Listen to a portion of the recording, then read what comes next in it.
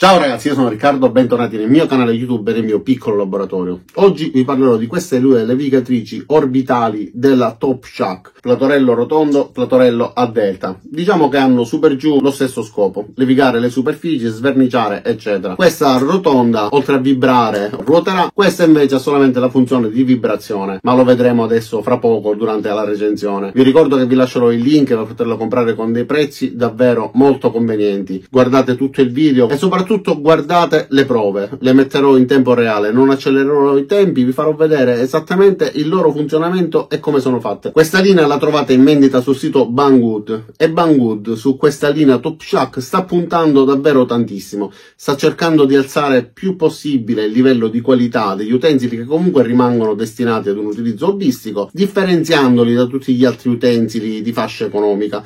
Giorno dopo giorno nascono sempre utensili nuovi, gli stessi utensili vengono aggiornati per essere adeguati alle esigenze degli hobbisti e vi farò vedere appunto come lavorano questi. Quindi mettiamoci sul bancone, mettiamoli alla prova e poi traiamo assieme le conclusioni. Iniziamo.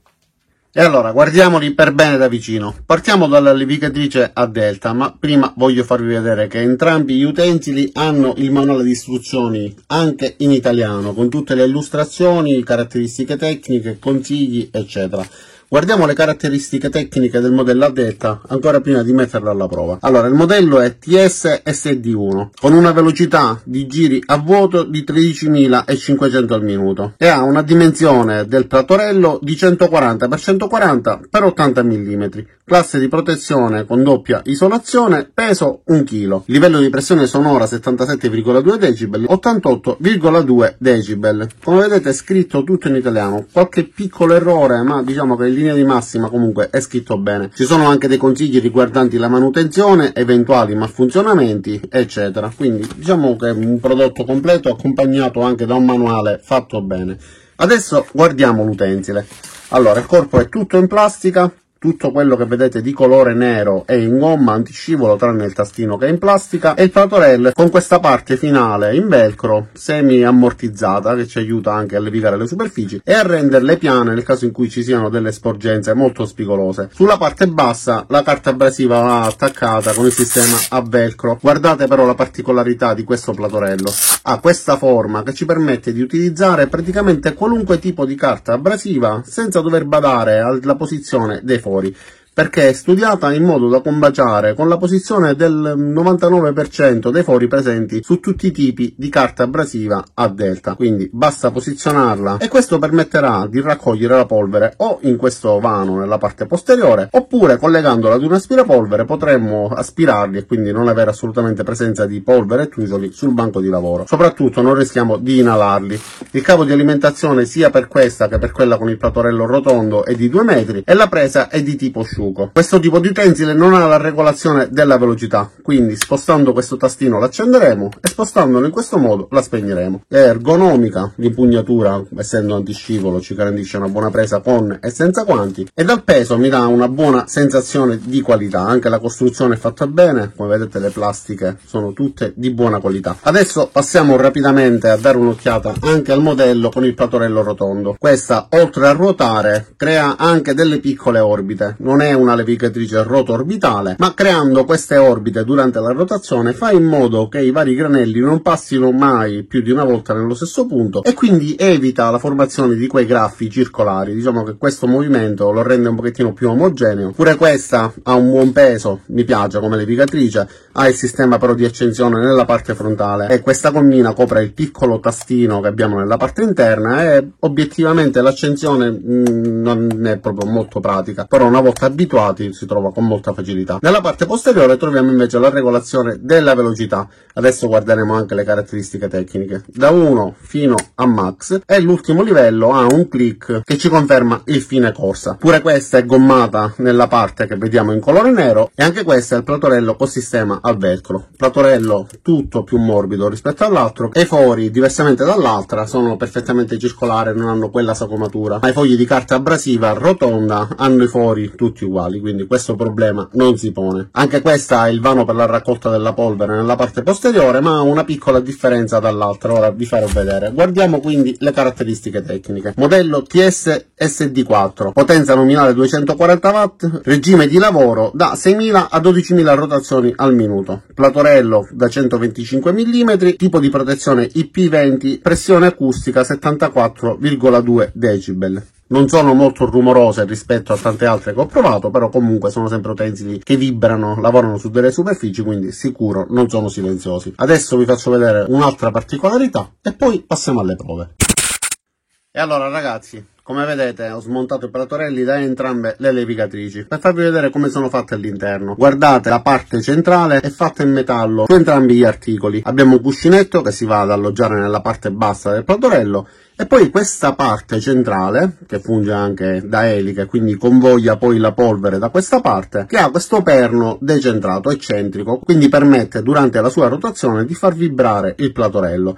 E questo sistema, essendo metallico, sicuramente durerà molto di più rispetto a tanti altri che hanno la parte interna in plastica. Lo stesso per quanto riguarda questo. E in metallo, come vedete, ha un cuscinetto, anch'esso ha un sistema eccentrico che permette durante la sua rotazione di dare questo movimento con delle orbite e per una questione di inerzia ruotando farà ruotare anche il platorello, che devo ammettere che nonostante una pressione decisa comunque continua a ruotare, quindi si comporta quasi come una levigatrice rotoorbitale, diciamo che ne imita il movimento, però non è una rotoorbitale ma è semplicemente un orbitale che fa formare al platorello delle orbite, mettiamola in questo modo. Quindi adesso lo monto nuovamente. Per montarlo è semplicissimo, basta svitare ed evitare queste vitine che vanno a combaciare con questi fori, e quindi facciamo delle prove nel suo utilizzo. E allora iniziamo con la levigatrice orbitale a delta. Sto utilizzando una grana 80, proviamo a pulire questa superficie, come vedete è malandata, macchiata, sporca eccetera. Quindi tutto con riprese in tempo reale, non accelero nulla proprio per consentirvi di capire il suo funzionamento.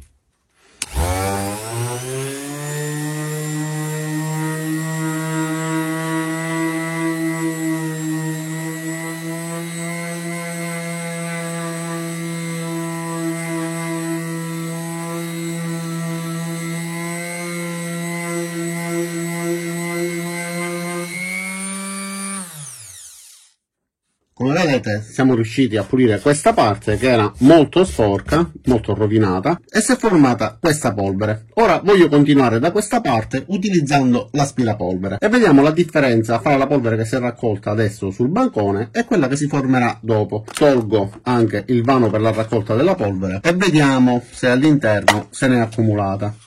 Se n'è accumulata un pochino. È rimasta praticamente attaccata alla plastica e un poco al filtro, quindi un minimo ci va. Vediamo adesso con l'aspirapolvere come funziona.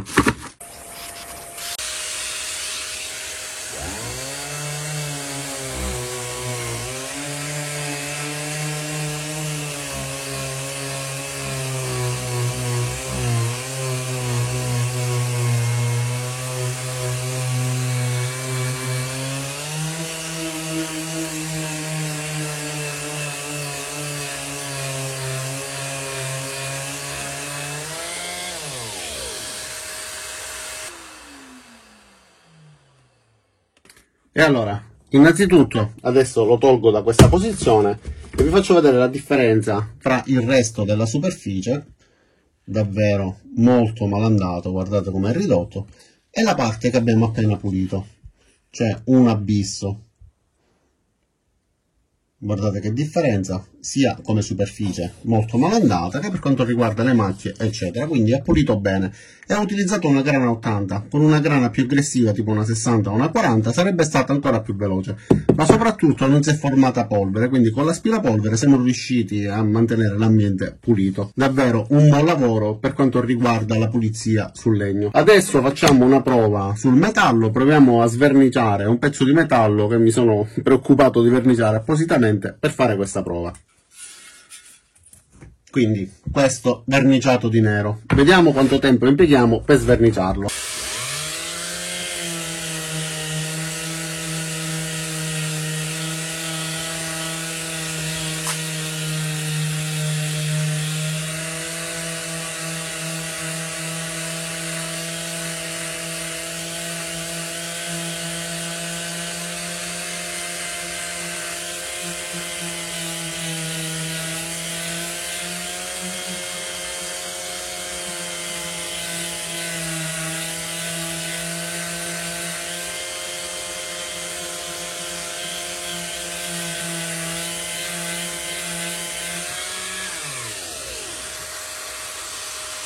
Allora, guardate come ha tolto la vernice da nera, è ritornato color metallo. Allora, si vedono ovviamente i segni della carta abrasiva, però è una carta abrasiva relativamente aggressiva, poi andrebbero passate più fini per portarla ad una superficie più liscia. Adesso facciamo la stessa prova con l'altra, proviamo a levigare su questa superficie che è rimasta sporca e vediamo come lavora.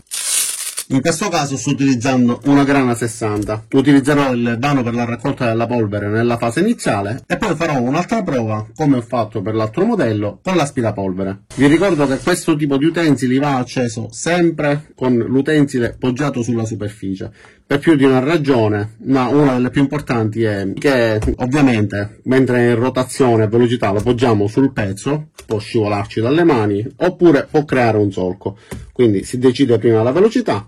Dopodiché si avvia. Partiamo dalla velocità numero 3.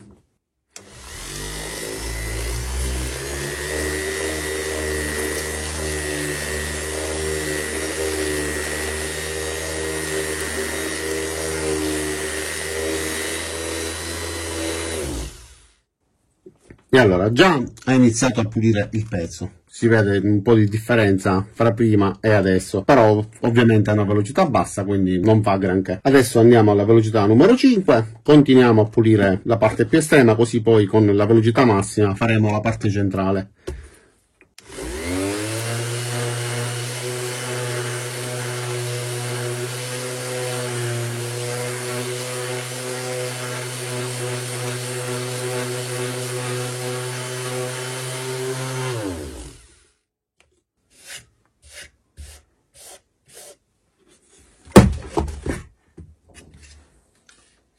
Ha già pulito il pezzo, guardate che differenza tra questa parte e questa parte, ed era una velocità comunque non massima e guardate, non si è formata polvere sul piano di lavoro. Adesso lo blocco di nuovo, metto la velocità massima e metto pure l'aspiratore.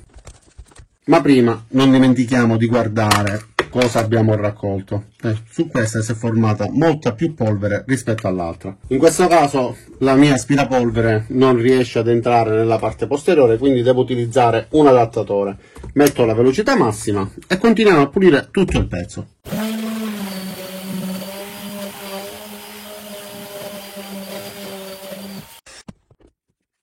Allora ragazzi, ho fatto un manicomio, il pezzo non era fissato bene, vibrava tutto, quindi devo rifare la prova, però guardate, è venuto pulito, solamente questa parte che è vicino al morsetto non sono arrivato a pulirla e quindi è rimasta sporca, più questa parte che è spezzata e quindi il platorello non lo toccava.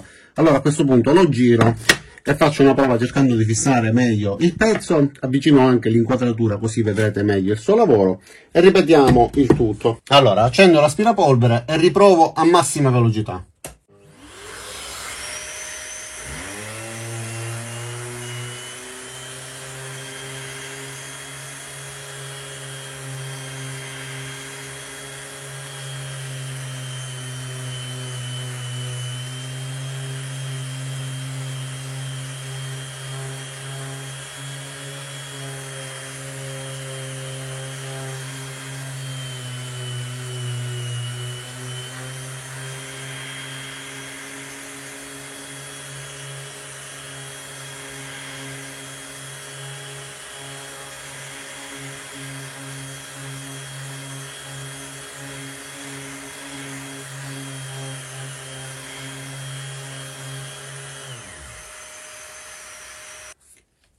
E questo è il risultato che abbiamo ottenuto.